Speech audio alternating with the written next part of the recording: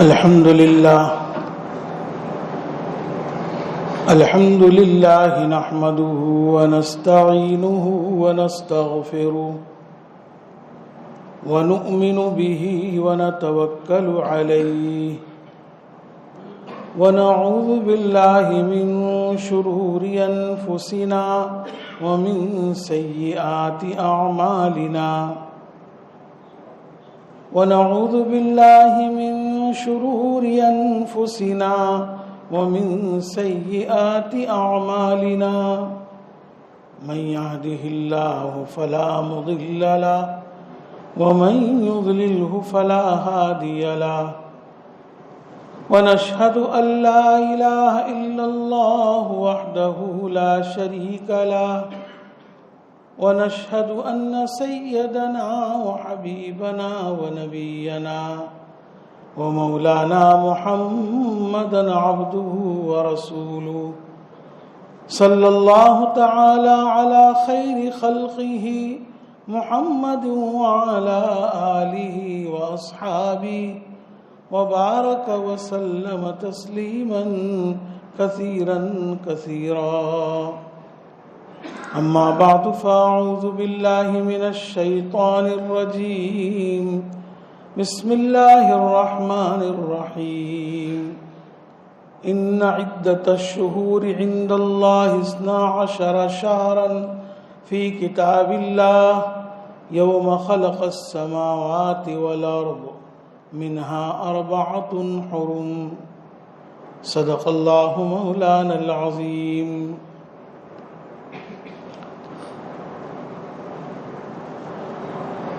اللہ تبارک و تعالیٰ نے جس دن سے آسمان اور زمین پیدا فرمائے ہیں اسی دن سے سال کے اندر 12 مہینے متعین فرمائے ہیں. سال میں 12 مہینوں کی تعین ویسے تو پہلے ہی سے اللہ کے علم میں تھی، لیکن اس پر عمل جاری ہوا آسمان اور زمین کے پیدا کرنے کے بعد.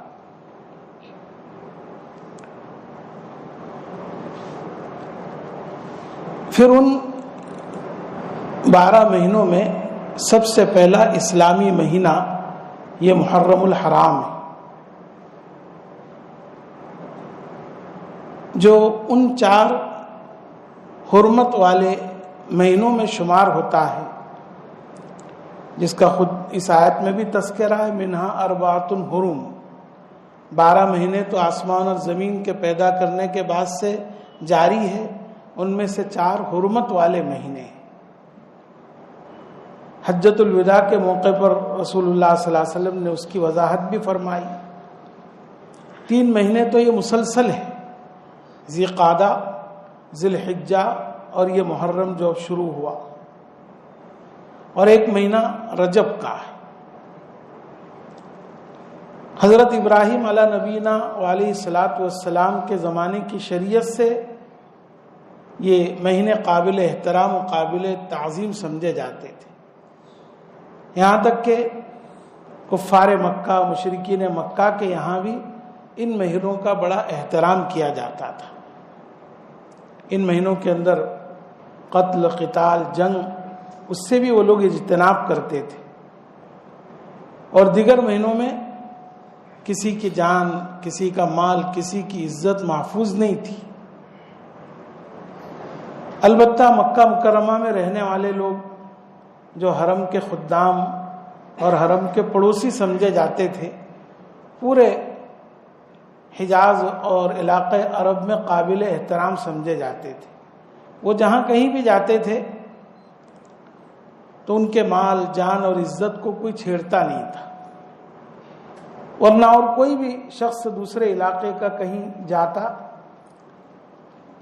تو واپس آنا اس کا یقینی نہیں ہوتا تھا. ہو سکتا کوئی اس کو قتل کر دے، جو مال لے کر کے گیا ہو سکتا کوئی اس کو لوٹ لے، اس کی عزت خراب کر دے. لیکن اس کے باوجود ان 4 مہینوں کا وہ بڑا احترام کرتے تھے. کسی کو قتل نہیں کرتے تھے، جنگ نہیں کرتے تھے، کسی کا مال نہیں لوٹتے تھے. یہاں تک کہ اگر ان کے باپ کا قاتل بھی ان مہینوں کے اندر انہیں سامنے نظر آ جاتا تو اس کو چھیڑتے نہیں تھے.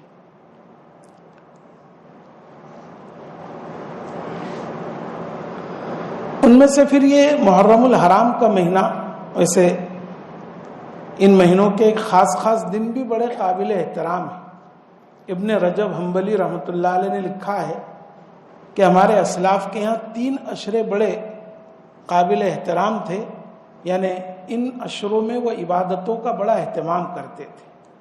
ایک تو رمضان کا آخری عشرہ، ذوالحجہ کے شروع کے 10 دن جو بھی گزرے، اور محرم کے پہلے 10 دن ہمارے اسلاف یہاں اس کا بڑا احترام کرتے تھے، اور دنوں کے مقابلے میں ان میں عبادات کا اہتمام کرتے تھے۔ زمانے جاہلیت کے اندر ایک بات ضرور تھی کہ قتل و قتال بھی وہ نہیں کرتے تھے، لیکن اسلام نے آنے کے بعد ان مہینوں کے احترام کو باقی رکھا۔ البتہ اگر کفار اور مشرکین مسلمانوں کے در پیکار ہو جاوے، یعنی جنگ کے لیے آمادہ ہو جائے، تو پھر مسلمانوں کو بھی حکم تھا کہ وہ قتال کر سکتے ہیں۔ باقی ویسی اس کی حرمت باقی ہے، اور حرمت کا مطلب یہ ہے کہ ان دنوں میں زیادہ سے زیادہ عبادات کا اہتمام کیا جائے اور ہر قسم کے گناہ سے بچنے کا اہتمام کیا جائے۔ عام طور پر ہمارے یہاں یہ سمجھا جاتا ہے عوام کے اندر کہ وہ محرم کا یہ مہینہ، اور خاص طور پر اس کی 10ویں تاریخ جو عاشورہ کا دن کہلاتا ہے، اس کو جو فضیلت حاصل ہوئی وہ سیدنا حضرت حسین رضی اللہ تعالیٰ عنہ کی شہادت کی وجہ سے حاصل ہوئی۔ حالانکہ ایسی بات نہیں ہے، خود قرآن پاک میں بتلا دیا کہ یہ 4 مہینے تو اللہ نے جب سے آسمان اور زمین بنائے اسی وقت سے قابل احترام ہے۔ اور اس کے علاوہ بہت سی احادیث کے اندر، تاریخ کی مستند کتابوں کے اندر اس 10ویں محرم کے قابل احترام اور قابل عظمت ہونے کے بہت سارے واقعات ذکر کیے۔ شیخ الحدیث حضرت مولانا زکریا صاحب رحمۃ اللہ علیہ کی کتاب خصائل نبوی شرح شمائل ترمذی میں حضرت نے لکھا ہے کہ اسی دن حضرت آدم علیہ السلام کی توبہ قبول ہوئی تھی۔ حضرت آدم اور حضرت حوا علیہ السلام دونوں جنت میں تھے۔ اللہ تبارک و تعالیٰ نے انہیں یہ حکم دیا تھا کہ یہ فلاں درخت ہے، اس کے قریب مت جانا، ولا تقربا هذه الشجرة فتكونا من الظالمین، اس درخت کے قریب مت جانا ورنہ تم اپنے آپ پر ظلم کرنے والوں میں سے ہو جاؤ گے۔ لیکن شیطان نے ان کے دل میں وسوسہ ڈالا اور یہ بات سجھائی کہ اللہ تعالیٰ نے اس درخت سے تمہیں اس لیے منع کیا کہ جو بھی اس درختوں کو کھا لے گا ہمیشہ جنت میں رہے گا۔ اللہ تعالیٰ تمہیں یہاں سے نکالنا چاہتے ہیں، اگر تم چاہتے ہو کہ یہیں رہو تو کھا لو اس کو۔ بہرحال ان کے دل میں بات آ گئی، حضرت آدم اور حوا علیہ السلام نے وہ شجر ممنوعہ کے جو بھی دانے یا پھل تھے وہ کھا لیے، اور اللہ تعالیٰ نے پھر زمین پر ان کو اتار دیا۔ 40 سال تک حضرت آدم علیہ السلام روتے رہے، ندامت کے آنسو بہاتے رہے۔ پھر اللہ تبارک و تعالیٰ نے خود ہی یہ کلمات جو قرآن پاک کی اس آیت کے اندر جو دعا میں ہم پڑھتے ہیں، ربنا ظلمنا انفسنا وَإِن لَّمْ تَغْفِرْ لَنَا وَتَرْحَمْنَا لَنَكُونَنَّ مِنَ الْخَاسِرِينَ، کہ ہمارے پروردگار ہم نے اپنی ذات پر ظلم کیا، اس لیے تو ہماری مغفرت فرما۔ اگر تو نے ہم پر مغفرت نہیں کی ہماری اور ہمارے اوپر رحم نہیں کیا تو ہم خسارہ پانے والوں میں سے ہو جائیں گے۔ ان کلمات کے ذریعے سے آپ نے دعا کی، توبہ کی، تو وہ اسی دن 10ویں محرم کو توبہ قبول ہوئی۔ حضرت موسیٰ علیہ السلام کو فرعون سے اور بنی اسرائیل کو فرعون سے اور اس کی قوم سے نجات اسی دن کے اندر ہوئی۔ حضرت یعقوب علیہ السلام کے 12 لڑکے تھے، ان میں ایک حضرت یوسف علیہ السلام تھے۔ 11 بھائیوں کو حضرت یوسف علیہ السلام سے حسد پیدا ہو گیا، تو انہوں نے اپنے اس چھوٹے سے بھائی کو کنویں کے اندر ڈال دیا۔ ایک قافلہ آیا اور حضرت یوسف علیہ السلام کو اٹھا لے گیا، پانی کی ڈول انہوں نے چھوڑی، یہ سوچ کر کے کہ پانی اندر، اس میں سے یوسف علیہ السلام اس کے اندر باہر آئے۔ پھر مصر میں جا کر جو عزیز مصر تھا، وہاں کا بادشاہ تھا، اس کے ہاتھ بیچ دیا۔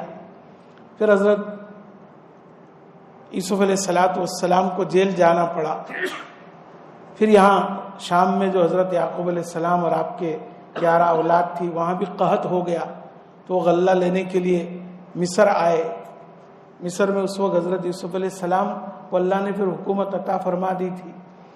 بہرحال پہلی مرتبہ حضرت یوسف علیہ السلام تو پہچان گئے کہ میرے بھائی ہیں.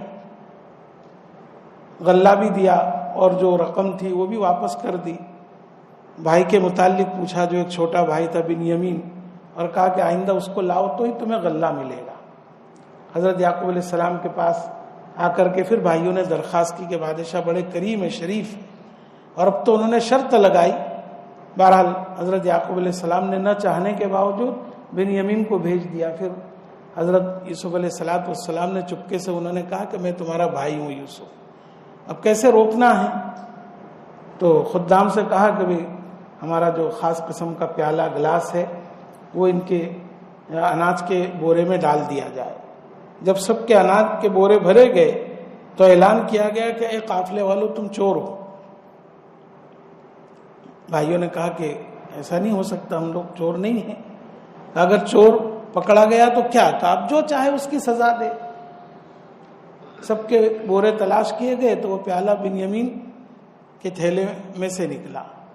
ان کے ہاں یہ سزا تھی کہ جو چوری میں پکڑا جاتا تھا اس کو رکھ لیا جاتا تھا، قید کر لیا جاتا تھا. بہرحال اس ہیلے سے حضرت یوسف علیہ السلام نے بنیامین کو اپنے پاس روک لیا.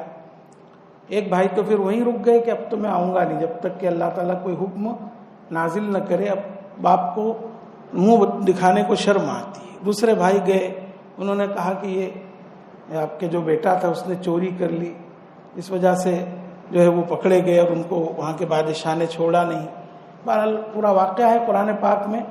پھر چند سالوں کے بعد حضرت یعقوب علیہ السلام نے اپنے اولاد سے کہا کہ میں یوسف کے قمیص کی خوشبو محسوس کر رہا ہوں.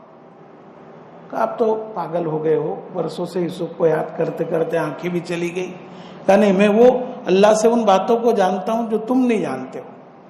بہرحال پھر ایک قافلہ آیا اور یوسف علیہ السلام نے اپنا قمیص دیا تھا، وہ قمیص آپ کی آنکھوں پر مسا کیا گیا، پھیرا گیا تو حضرت یعقوب علیہ السلام کی بینائی چلی گئی تھی، وہ واپس آ گئی. پھر حضرت یوسف علیہ السلام نے اپنے والدین کو، سب بھائیوں کو مصر کے اندر بلا لیا. پھر یہ 12 اولاد کی 12 خاندانیں وہاں پھیلی مصر کے اندر، ہزاروں کی تعداد میں. پھر یہ ہو گئے بعد میں، اور مصر کے اندر پھر فراعنہ کا دور آیا. وہاں کے بادشاہوں کا لقب ہے فرعون. ایک طویل عرصے کے بعد جو فرعون آیا اس نے بنی اسرائیل کو غلام بنا لیا تھا، طرح طرح کے پرمشقت کام ان سے لیتا تھا. اللہ تعالیٰ نے اس فرعون کی جانب حضرت موسیٰ اور ہارون علیہ السلام کو بھیجا نبی بنا کر کے. کئی احکام ان کے ساتھ، ایک تو یہ کہ بھی ایمان لے آؤ، دوسرا ہے کہ ان ارسل معنا بنی اسرائیل کو ہمارے ساتھ بھیج دو، ہماری قوم کو، ہم اپنے اصل وطن چلے جانا چاہتے ہیں. تو نہ ایمان لایا وہ، نہ اس قوم کو اس نے آزاد کیا. تو اللہ تبارک و تعالیٰ نے حکم دیا کہ راتوں رات بنی اسرائیل کو لے کر چلو. آپ نے اعلان کیا، ساری قوم راتوں رات آپ کے پیچھے پیچھے چلی. دریائے نیل تک پہنچے تو بنی اسرائیل ویسے بھی بزدل ہو گئی تھی غلامیت کی زندگی گزار کر. کہنے لگی یہ موسیٰ کہاں لے آئے ہو، آگے جاتے ہیں تو دریا میں ڈوب جائیں گے، ہو سکتا فرعون تعاقب کرے. چند ہی لمحوں کے بعد دیکھا کہ دھول اڑ رہی ہے خوب، معلوم ہوا فرعون بڑا لشکر جلال لے کر کے آ رہا ہے. کہ اے موسیٰ کہاں لے آئے ہو، آگے جاتے تو ڈوب جائیں گے، یہیں رہے تو چوہوں کی طرح فرعون قتل کر دے گا. آپ نے فرمایا کوئی گھبرانے کی بات نہیں، میرا رب مجھے عنقریب سیدھا راستہ بتلائے گا. اللہ تعالیٰ نے حکم دیا ایک لکڑی مارو دریا پر. آپ نے دریا پر لکڑی ماری تو 12 راستے دریا کے اندر ہو گئے. ہر طرف پانی دیواروں کی طرح کھڑا ہو گیا اور درمیان میں راستہ ہو گیا. حکم ہوا کہ اپنا اپنا قافلہ قبیلہ ہر راستے سے چلے. چنانچہ وہ چلتے رہے، پار کر گئے. ادھر فرعون بھی کنارے پر آ گیا، اپنے ماتحتوں کو کہتا ہے کہ دیکھو میرے حکم سے دریا نے راستہ دے دیا، لیکن اندر ہی اندر دریا میں کودنے کو ڈر رہا تھا، وہ جانا چاہتا نہیں تھا. جبرائیل علیہ السلام ایک گھوڑی پر سوار ہو کر کے آئے. وہ بھی گھوڑے پر سوار تھا. جیسے اس کے گھوڑے نے جبرائیل امین کی گھوڑی کو دیکھا تو چھلانگ لگا دی. جب وہ دریا میں کودا تو اس کی قوم بھی پیچھے پیچھے آئی. جب بیچ کے اندر آئے تو اللہ نے دریا کو حکم دے دیا مل جا. تو وہ پورا پانی مل گیا ساری قوم غرق ہو گئی. اغرقوا فادخلوا نارا، جیسے ہی غرق کیے گئے آگ کے عذاب میں مبتلا کیے گئے. اور فرعون کے بارے میں اللہ نے فرمایا الیوم ننجیک ببدنک لتکون لمن خلفک آیا، کہ آج ہم تیرے بدن کو نجات دیتے ہیں تاکہ پیچھے آنے والے لوگوں کے لیے تو سامان عبرت ہو جائے. آج بھی اس کی لاش مصر کے قاہرہ شہر کیرو کے اندر وہاں میوزیم کے اندر رکھی ہوئی ہے. بہرحال یہ جو حضرت موسیٰ علیہ السلام اور بنی اسرائیل کو جو نجات ملی وہ اسی دن نجات ملی، عاشوراء کے دن 10ویں محرم کو. اس بنا پر بھی یہ دن اہمیت والا ہے. ایسا نہیں کہ حضرت حسین کی شہادت کی وجہ سے. حضرت حسین رضی اللہ عنہ کی شہادت تو نبی اکرم صلی اللہ علیہ وسلم کے بھی وصال و وفات کے 60 سال کے بعد ہوئی. اسی طرح حضرت نوح علیہ السلام کی کشتی جودی پہاڑ پر اسی دن رکی تھی. حضرت آدم علیہ السلام کے بعد حضرت شیس علیہ السلام آئے، ادریس علیہ السلام آئے، پھر حضرت نوح علیہ السلام آئے. نوح علیہ السلام کے زمانے سے یعنی آپ کے دنیا میں آنے سے کچھ پہلے لوگوں میں کفر اور شرک رائج ہو گیا تھا. کہ اللہ تعالیٰ نے نوح علیہ السلام کو انسانوں کی طرف نبی بنا کر کے بھیجا. 40 سال کی عمر میں آپ کو نبوت ملی. اس کے بعد 950 برس تک اپنے قوم کو تبلیغ کرتے رہے، 950 برس تک، لیکن وہ ایمان نہیں لائے. اس کے بعد بددعا فرما دی رب لا تذر علی الارض من الکافرین دیارا، اے اللہ اے میرے رب کافرین کا ایک گھر بھی مت چھوڑ تو. انک ان تذرہم یضلوا عبادک ولا یلدوا الا فاجرا کفارا، اگر تو ان کو باقی رکھے گا تیرے بندوں کو گمراہ کریں گے اور کچھ نہیں، ان کی اولاد بھی پیدا ہوگی فاسق فاجر ہوگی. اللہ تعالیٰ نے ان کی بددعا قبول کر لی اور فرمایا کہ اب عذاب آئے گا، عمومی عذاب آئے گا. اس کی علامت یہ ہے کہ تنور جو چولہا ہوتا ہے روٹی پکانے کا، اس میں سے پانی ابلنے لگے تو سمجھ لیجئے کہ عذاب قریب آ گیا. ایک کشتی بنانے کا اللہ نے حکم دیا تھا، بڑی کشتی تیار کی آپ نے. جب عذاب کی علامت دیکھو تو اہل ایمان کو اور ہر جاندار کے ایک ایک جوڑے کو اس کے اندر سوار کر لیں. ان کی بیوی کھانا بنا رہی تھی، اچانک دیکھا اندر سے پانی ابل رہا ہے چولہے میں سے. آ کر کے خبر دی کہ اس میں سے پانی ابل رہا ہے. حضرت نوح علیہ السلام سمجھ گئے. سارے اہل ایمان کو جو 950 برس کی محنت میں فقط 80 لوگ ایمان لائے تھے، فقط 80 لوگ آپ نے ان کو سوار کیا. جو نہیں ایمان لائے تھے ان میں ایک آپ کی بیوی بھی تھی اور بیٹا کنعان بھی تھا، وہ بھی ایمان نہیں لایا تھا. اللہ تعالیٰ نے سارے پالتو جانور، درندے، چرین پرین، ان سب کو جمع کر دیا نوح علیہ السلام کے قریب.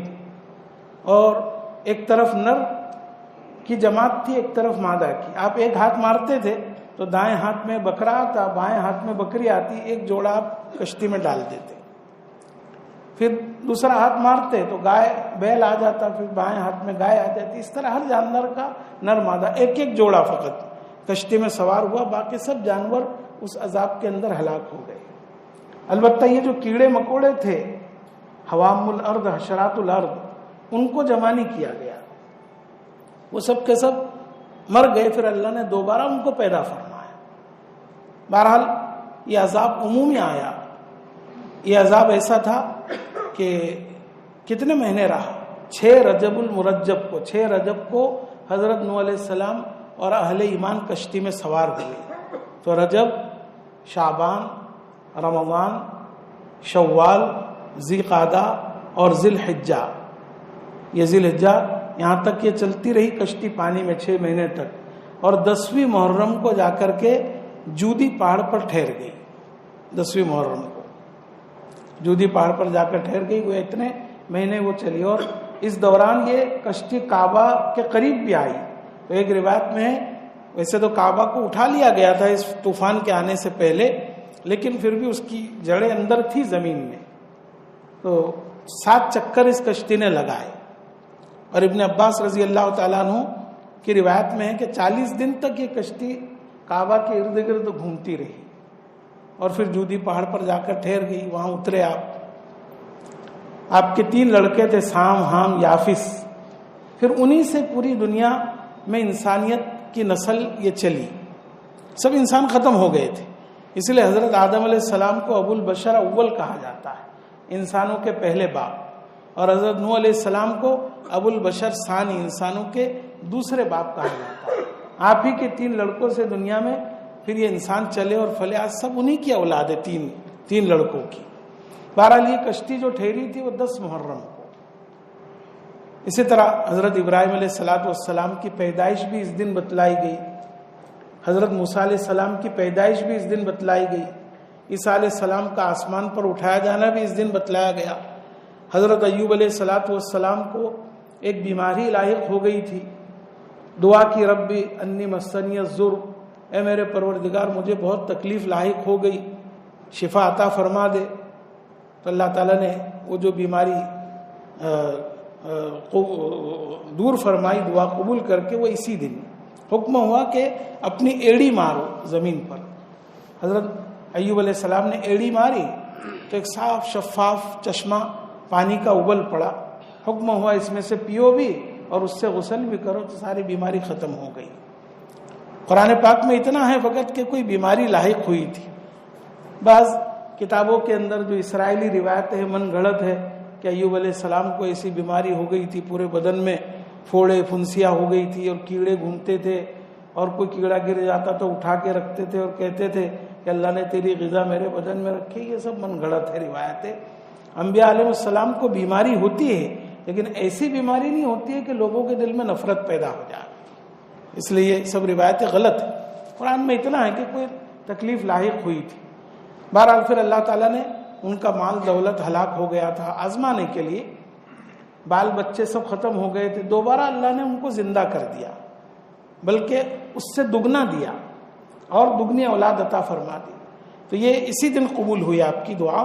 اور بھی کئی واقعات ہیں۔ حضرت شیخ الحدیث مولانا محمد زکریا صاحب رحمۃ اللہ علیہ فرماتے ہیں کہ ان میں سے بعض باتیں تو احادیث سے ثابت ہے اور صحیح حدیثوں سے ثابت ہے، بعض حدیثیں ایسی ہیں جس کی سند پر علماء نے کلام کیا ہے، لیکن تاریخی اعتبار سے ان واقعات کا اس دن کے اندر پیش آنا یہ قوی تاریخی روایت ہے۔ ضروری نہیں کہ ہر بات حدیث سے ثابت ہو، تاریخ بھی ایک معتمد ذریعہ ہے واقعات کے سلسلے میں، اس لیے اس پر بھی اعتماد کیا جا سکتا ہے۔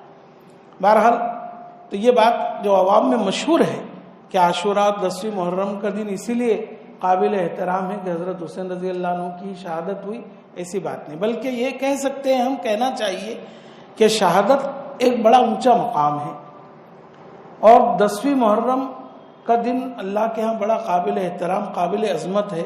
اس دن حضرت حسین رضی اللہ عنہ کی شہادت ہوئی تو شہادت کا مقام اور زیادہ بڑھ گیا، آپ کا اجر و ثواب میں اور زیادتی ہو گئی۔ جیسا کہ بھی جمعہ کا دن کسی کا انتقال ہو تو حدیث میں آتا ہے کہ قبر کے فتنے سے اس کی حفاظت ہوتی ہے، جمعہ کی رات میں ہو یا جمعہ کے دن میں۔ تو اب کسی کا انتقال جمعہ کے دن ہو تو یہ نہیں کہیں گے کہ اس کے مرنے سے جمعہ کا دن فضیلت والا ہو گیا، نہیں، اس کی موت جمعہ کے دن واقع ہوئی تو اور زیادہ فضیلت اس کو حاصل ہو گئی۔ بہرحال ایک تو یہ قابل احترام ہے، تو اس کا احترام کیا ہے کہ بھی ان 10 دنوں کو ہم عبادات سے زیادہ منور اور آراستہ کریں، ہر معصیت سے بچنے کا اہتمام کریں۔ اور خاص ان دنوں میں کیا کرنا چاہیے، تو ہمارے اسلاف سے 10 روزے بھی ثابت ہیں، ایسے سنت سے تو 9-10 کا روزہ ہے، لیکن 10 روزے بھی رکھ سکتے ہیں، اس میں کوئی ممانعت نہیں، بلکہ اسلاف رکھا کرتے تھے۔ اور عاشوراء کے دن خاص طور پر جو عبادت ہے، 10ویں محرم کو جو منگل کا دن آ رہا ہے، وہ اس دن کا روزہ ہے۔ حدیث شریف میں رسول اللہ صلی اللہ علیہ وسلم کا ارشاد ہے کہ جو 10ویں محرم کا روزہ رکھے گا، اللہ تعالیٰ اس کے گزرے ہوئے پچھلے سال کے گناہ معاف کر دیں گے، 1 سال کے، وہ صغائر معاف ہوں گے، کبائر نہیں۔ یہ روزہ مشرکین مکہ بھی رکھا کرتے تھے اور نبی اکرم صلی اللہ علیہ وسلم بھی رکھا کرتے تھے۔ پھر مدینہ منورہ جب آپ تشریف لائے تو وہاں دیکھا کہ یہودی لوگ بھی روزہ رکھتے ہیں۔ پوچھا آپ کیوں روزہ رکھتے ہو؟ وہی بات انہوں نے بتلائی کہ اس دن میں اللہ تعالیٰ نے حضرت موسیٰ علیہ السلام اور بنی اسرائیل کو فرعون اور اس کی قوم سے نجات دی تھی، اس کے شکریہ میں ہم روزہ رکھتے ہیں۔ تو نبی اکرم صلی اللہ علیہ وسلم نے فرمایا کہ ہم زیادہ اس کے حقدار ہیں کہ موسیٰ علیہ السلام کی پیروی کی جائے، چنانچہ آپ نے اس دن کا روزہ رکھا، صحابہ بھی رکھتے تھے، بلکہ امام اعظم ابو حنیفہ رحمۃ اللہ علیہ کے قول کے اعتبار سے محرم کے روزوں سے پہلے 10ویں محرم ہی کا روزہ فرض تھا، رمضان کے روزوں سے پہلے، رمضان کے مہینے کی فرضیت نازل ہونے سے پہلے یہ 10ویں محرم کا روزہ فرض تھا. جب رمضان کے مہینے فرض ہوئے تو اس کی فرضیت ختم ہو گئی, منسوخ ہو گئی, لیکن اس کا مسنون ہونا اب بھی باقی ہے. نبی اکرم صلی اللہ علیہ وسلم نے بھی روزہ رکھا, صحابہ نے بھی رکھا, اور اسلاف اور امت مسلمہ کا ایک بڑا طبقہ اس دن روزہ رکھتا ہے, تو اس کی بڑی فضیلت ہے.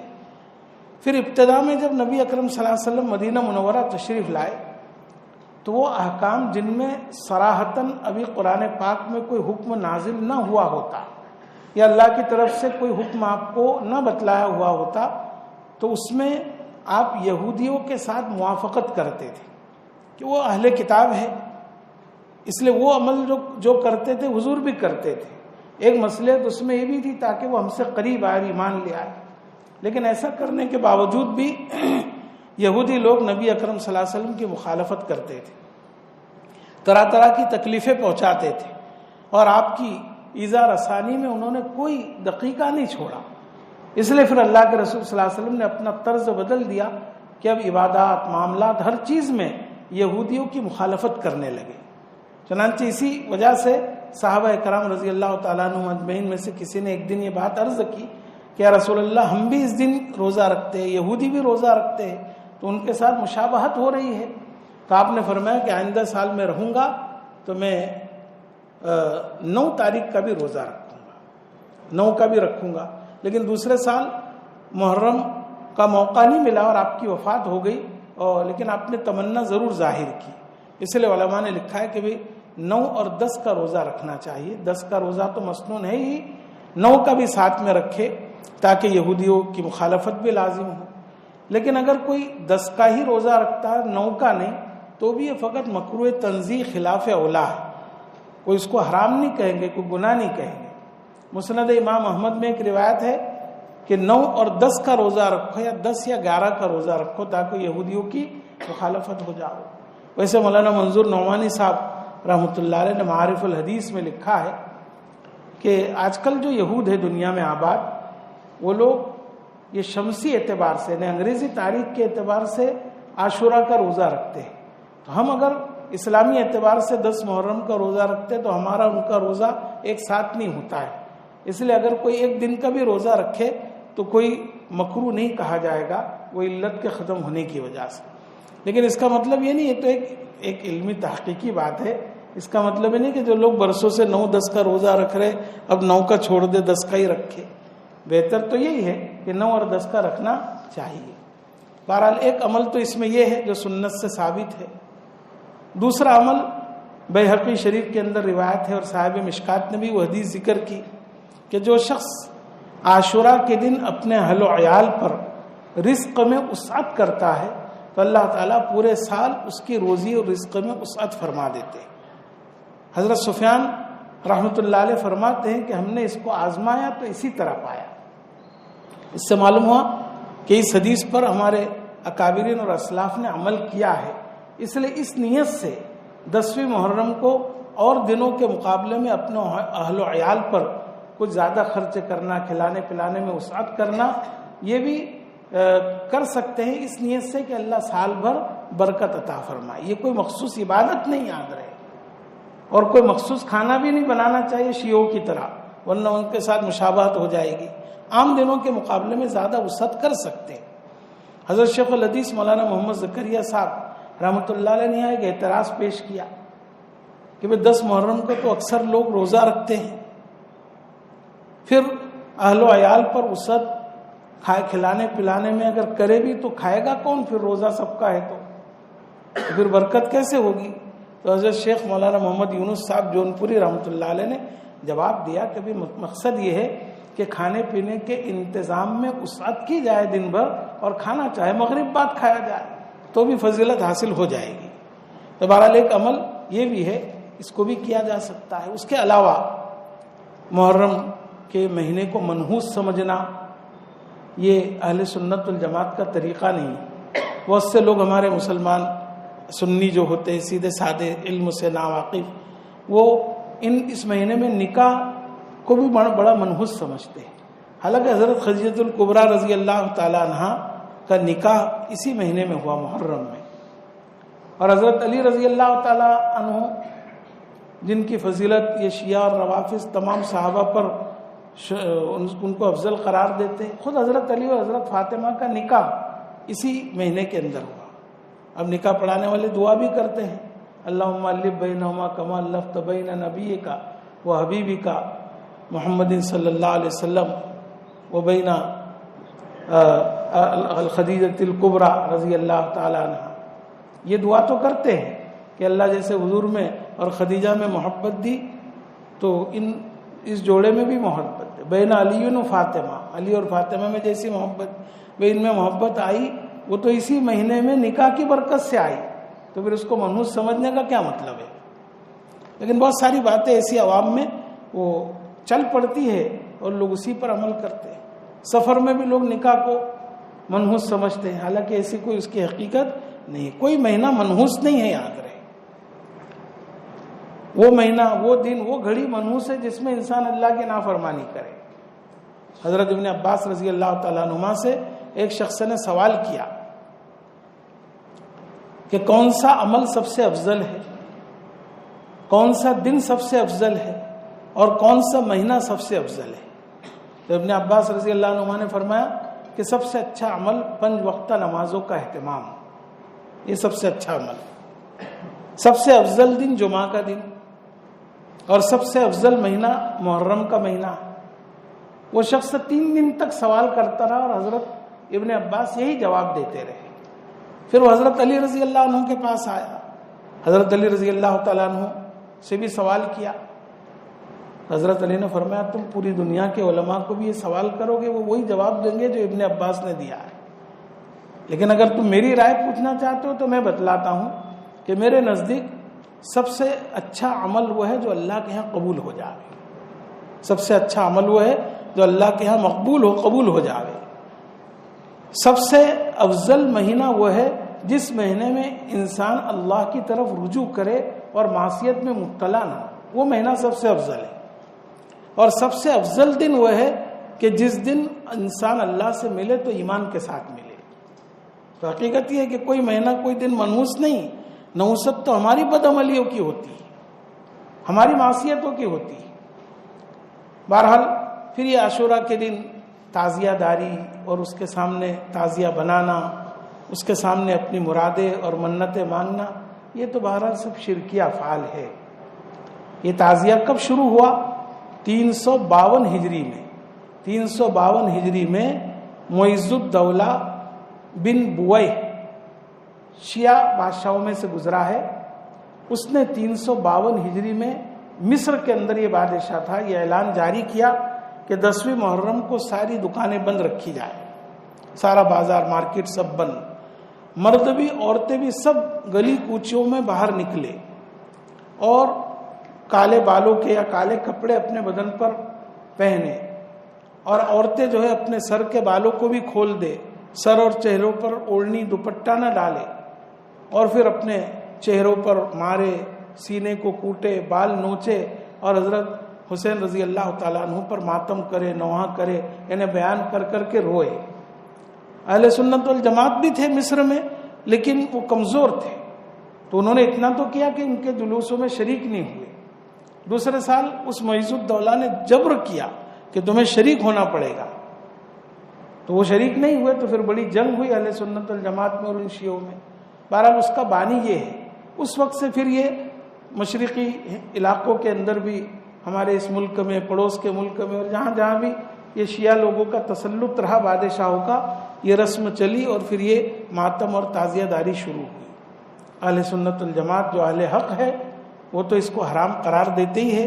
بہت سے لوگ جو بدعات میں مبتلا ہے اور اس کے بدعات کے جواز کا حوالہ مولانا احمد رضا خاں بریلوی کی کتابوں اور ان کے حوالوں کو قرار دیتے ہیں کہ بھئی ہم ان کے پیروکار ہیں، ان کے یہاں بھی یہ حرام ہے. مولانا احمد رضا خاں بریلوی کی ایک کتاب ہے محرم اور تعزیہ داری، اس کا نام ہی ہے محرم اور تعزیہ داری. اس میں انہوں نے لکھا ہے کہ تعزیہ بنانا حرام ہے اور تعزیے کے سامنے مرادیں اور منتیں مانگنا زنانہ فعل ہے اور حماقت اور بے وقوفی کا کام ہے.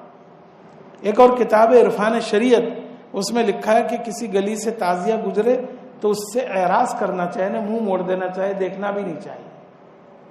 حضرت سیدنا عبد القادر جیلانی رحمۃ اللہ علیہ کی کتاب غنیت الطالبین، اس میں حضرت نے لکھا ہے کہ لوگ 10ویں محرم کو حضرت حسین رضی اللہ عنہ کی شہادت پر ماتم کرتے ہیں۔ اگر ماتم کرنا ہی ہے تو نبی اکرم صلی اللہ علیہ وسلم کا درجہ بڑا ہے کہ حضرت حسین کا؟ نبی اکرم صلی اللہ علیہ وسلم آپ کی وفات پیر کے دن ہوئی ربیع الاول کے مہینے میں، تو ہر ربیع الاول کے مہینے میں پیر کے دن 9 یا 12 تاریخ کو جو ہے آپ کا ماتم منانا چاہیے۔ تو نانا کا تو کوئی ماتم نہیں مناتا ہے، نواسے کے ماتم میں پڑے ہوئے۔ اور یہ ماتم بھی کیوں مناتے؟ شیعہ اور روافظ نے اختیار کیا تعزیہ ماتم۔ اس کی ایک وجہ آخری بات بتلا دیتا ہوں کہ بے حقیقت میں یہ شہادت کا مرتبہ تو بہت اونچا ہے۔ اللہ تعالیٰ کا ارشاد ہے وَلَا تَقُولُوا لِمَنْ يُقْتَلُ فِي سَبِيلِ اللَّهِ أَمْوَاتٌ بَلْ أَحْيَاءٌ عِنْدَ رَبِّهِمْ يُرْزَقُونَ۔ جو اللہ کے راستے میں شہید ہو جائے ان کو مردہ بھی مت کہو، وہ تو زندہ ہے اور ان کے رب کے پاس خاص قسم کا رزق ان کو دیا جاتا ہے۔ تو ہمارے ہاں تو شہید زندہ ہے، لیکن شہادت شیعوں اور روافظ کے ہاں ایک منحوس عمل ہے، ایک نحوست والی چیز ہے۔ تو وہ کہتے ہیں کہ حضرت حسین رضی اللہ عنہ کے ساتھ ایک نحوست والا عمل پیش آیا، اس لیے ہم اس پر روتے پیٹتے اور ماتم مناتے ہیں، اس کو نحوست سمجھتے ہیں۔ ان کی کتابوں کے اندر بڑی من گھڑت روایتیں بھی ہیں۔ ایک روایت ہے کہ حضرت فاطمہ رضی اللہ تعالیٰ عنہ جب 19 سے تھی تو جبرائیل امین آئے اور نبی اکرم صلی اللہ علیہ وسلم کو بشارت دی کہ آپ کے ہاں لڑکا یعنی نواسا ہونے والا ہے، لیکن آپ کی امت اس کو قتل کر دے گی۔ تو نبی اکرم صلی اللہ علیہ وسلم ناراض ہوئے کہ مجھے ایسا نواسا نہیں چاہیے جس کو امت قتل کر دے۔ جبرائیل امین پھر آئے کہ اللہ تعالیٰ نے فرمایا کہ امت اس کو قتل تو ضرور کرے گی لیکن وہ ہمیشہ امامت اور ولایت کے درجے پر فائز رہے گا۔ تو پھر اللہ کے رسول راضی ہو گئے۔ پھر حضرت فاطمہ کے پاس گئے، حضرت فاطمہ کو بھی یہ بشارت سنائی تو وہ بھی ناراض ہوئی کہ مجھے ایسا لڑکا نہیں چاہیے۔ ان کو بھی یہی کہا کہ نہیں وہ امامت اور ولایت کے درجے پر رہے گا، تو پھر وہ راضی ہو گئی۔ اسی لیے حضرت حسین رضی اللہ عنہ جب پیدا ہوئے تو کہ حضرت فاطمہ کا دودھ نہیں پیتے تھے کہ میری ماں نے میری آمد کو پسند نہیں کیا تھا۔ بہرحال یہ سب من گھڑت روایتیں ہیں، تو وہ شہادت کو منحوس سمجھتے ہیں اس لیے ماتم کرتے ہیں، اور ہمارے سیدھے سادے لوگ انہی کے ساتھ مل کر کے یہ سب ان خرافات کے اندر جو ہے مشغول ہے۔ تو بہرحال ان سے بچنے کا اہتمام ہونا چاہیے۔ میں نے حضرت نوح علیہ السلام کا قصہ بیان کیا، آخری بات رہ گئی تھی کہ نوح علیہ السلام جودی پہاڑ پر ٹھہرے، اس کے بعد 60 سال زندہ رہے، تو کل ملا کر 150 سال ان کی عمر ہوئی۔ 40 سال کی عمر میں نبوت، 150 سال تبلیغ کی، 950 اور پھر یہ 60 سال اس کے بعد حیات رہے، 950 برس وہ، 40 سال یہ اور 60 سال اوپر، تو 1050 ہوئے نا، 1050 سال ان کی پوری عمر ہوئی۔ نوح کے معنی بہت رونا، نوح کے معنی بہت روتے تھے، اللہ کے سامنے گڑ گڑاتے تھے قوم کی گمراہی پر۔ اصل نام تو ان کا عبد الغفار تھا، حضرت نوح علیہ السلام کا اصل نام عبد الغفار تھا، لیکن نوح لقب اس لیے پڑ گیا کہ کثرت سے آپ رونے والے تھے۔ بہرحال یہ پرسوں 9 تاریخ ہے اور منگل کو 10 تاریخ ہے، ویسے بھی یہ 2-4 دن جو رہ گئے اس میں عبادت کا زیادہ اہتمام کرنا چاہیے، روزوں کا بھی اہتمام کرنا چاہیے۔ اللہ تعالیٰ عمل کی توفیق عطا